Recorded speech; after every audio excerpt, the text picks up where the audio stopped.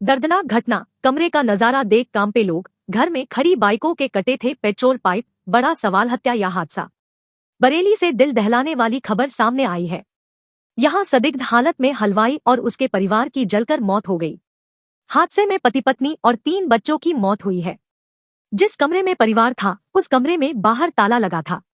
बरेली के फरीदपुर के मोहल्ला फर्रखपुर में शनिवार रात बाहर से बंद मकान में पेशे से हलवाई अजय गुप्ता, उनकी पत्नी अनीता और 3 बच्चों की जिंदा जलकर मौत हो गई।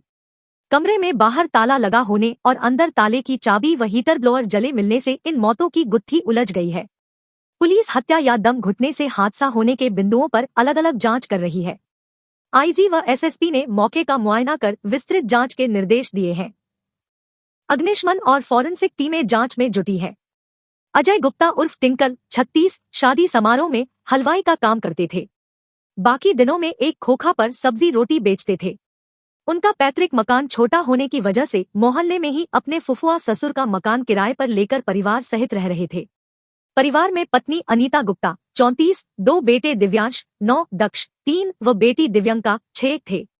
रात में परिवार खाना खाकर सो गया था।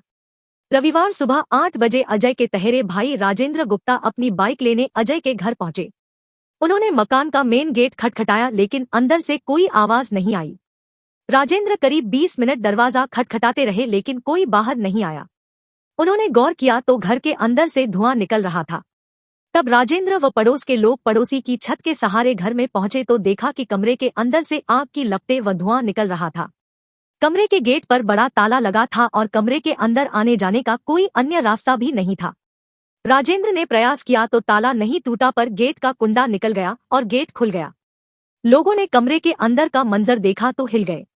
वहां अजय और 5 लोगों के शव जली अवस्था में पड़े थे। तत्काल पुलिस को सूचना दी। पुलिस ने जल रहे शवों को पानी डालकर बुझाया। शव पहचान लायक भी नहीं रहे थे। थोड़ी देर में IG doctor Rakesh Singh, SSP घुले सुशील चंद्र भान समेत अन्य अधिकारी पहुंच गए। सीएफओ चंद्रमोहन शर्मा के नेतृत्व में अग्निशमन टीम ने जांच की तो फॉरेंसिक टीम भी जांच करने पहुंची।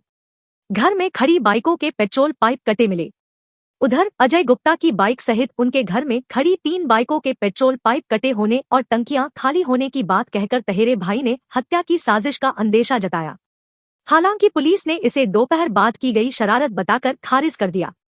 अजय गुप्ता, उनके तहेरे भाई राजेंद्र और राजेंद्र के भाई की बाइक अजय के घर पर ही खड़ी होती थी। दोपहर बाद राजेंद्र व परिजनों ने बताया कि तीनों बाइकों के पेट्रोल पाइप कटे हुए हैं। किसी की टंकी में पेट्रोल नहीं था।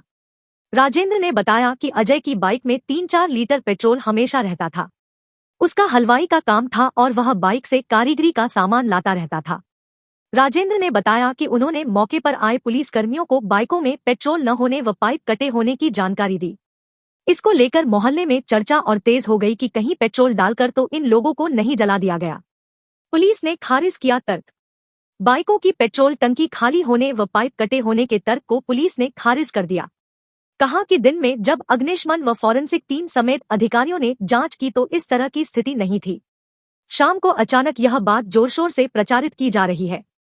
बताया कि न तो कमरे में और न ही शवों पर पेट्रोल की गंध के निशान मिले। पोस्टमार्टम में भी पेट्रोल से जलकर मौत का संकेत नहीं मिला। यह शरारती तत्वों की हरकत है। एसएसपी ने यह भी तर्क दिया कि पेट्रोल डालते या आग लगाते समय लोग बचने को भाग सकते थे और इस स्थिति में उनके शव गेट के पास मिलते, जबकि सभी शव वहीं मिले जहां वह सो रहे थे। बंद ताले में छिपा 5 मौतों का सच। अनीता ने आखिरी बार इनसे की थी फोन पर बात। 8 नंबरों की डिटेल से खुलेगा राज। बरेली के फरीदपुर में 5 मौतों का मामले में पुलिस ने अनीता का मोबाइल फोन भी मिल गया है।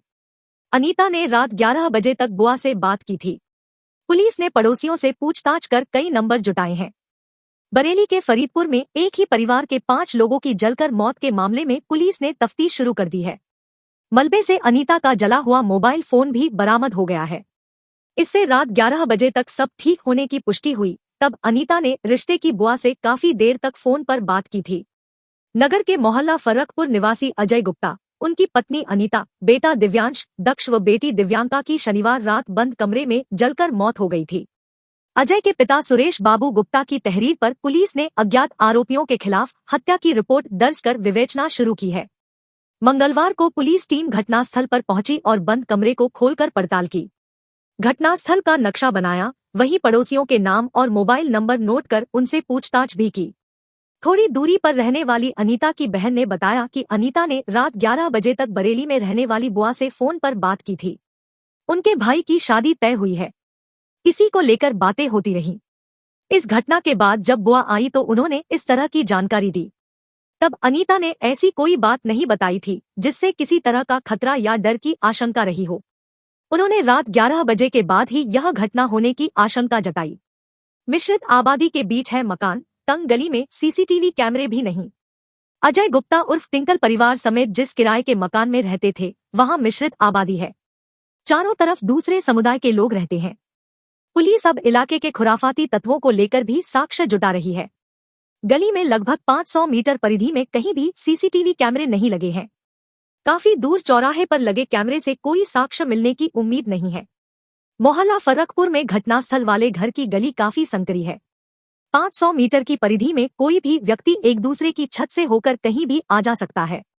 एक से दूसरे छत पर कूदकर गली के उस पार बने मकान तक भी आसानी से जाया जा सकता है। अब पुलिस मोहल्ले के खुराफातियों के अलावा अजय के करीबियों को भी चिन्हित कर रही है। ऐसे लोग भी पुलिस के रडार पर हैं, जिनका पहले कभी अजय से विवाद हुआ था। तीसरे दिन घटनास्थल पर जांच करने पहुंची पुलिस ने बंद कमरे को खोला। उस दौरान मृतक अनीता का भाई भी साथ में गया। उसने जब बारीकी से देखा तो वहां खून जैसे धब्बे मिले। उसने पुलिसवालों को भी ये धब्बे दिखाए।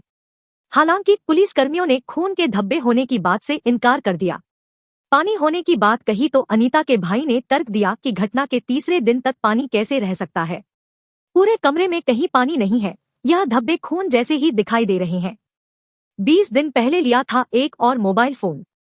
अजय के बड़े भाई महेंद्र गुप्ता ने बताया कि अजय के साथ काम कर रहा कारीगर अपना पुराना स्मार्टफोन बेच रहा था। अजय के उस पर कुछ रुपए भी आ रहे थे। 20 दिन पहले अजय ने अपने रुपए काटकर उसे कुछ और रुपए देकर मोबाइल फोन खरीद लिया था। इसके बाद अजय के घर में 3 मोबाइल फोन हो गए थे। पुलिस ने 2 जले हुए मोबाइल तो बरामद कर लिए, लेकिन तीसरे फोन का अभी पता नहीं चला है। मकान खरीदने के लिए दलालों से बनवा रहे थे लोन फाइल। महेंद्र गुप्ता ने बताया कि अजय ने मोहल्ले में ही दुर्गा माता मंदिर के पास 50 वर्गगज का मकान खरीदने की बात कर उसका बयाना भी दे दिया था। मकान खरीदने के लिए उनके पास रुपए नहीं थे। इसके लिए वह अपने पहले से खरीदे प्लॉट पर लोन लेना चाहते थे। इसके लिए उन्होंने 20 दिन में कई लोगों से संपर्क किया था। इनमें कुछ दलाल तो कुछ बैंक के लोग थे। महेंद्र ने बताया कि उसके बाद उन्हें नहीं पता कि अजय ने लोन लेने के लिए फाइल डाली या नहीं। 8 मोबाइल नंबरों की निकलवाई जा रही डिटेल। पुलिस ने 8 मोबाइल नंबरों की कॉल डिटेल निकलवाने के लिए उन्हें सर्विलांस सेल को दिया है। इनमें अजय व अनीता समेत कुछ और लोगों के नंबर हैं, जिन पर पुलिस को शक है। बताया जा रहा है कि कॉल डिटेल आने के बाद पुलिस को कई अहम सुराग मिल जाएंगे। रिपोर्ट दर्ज होने के बाद अब विभिन्न बिंदुओं पर विवेचना की जा रही है।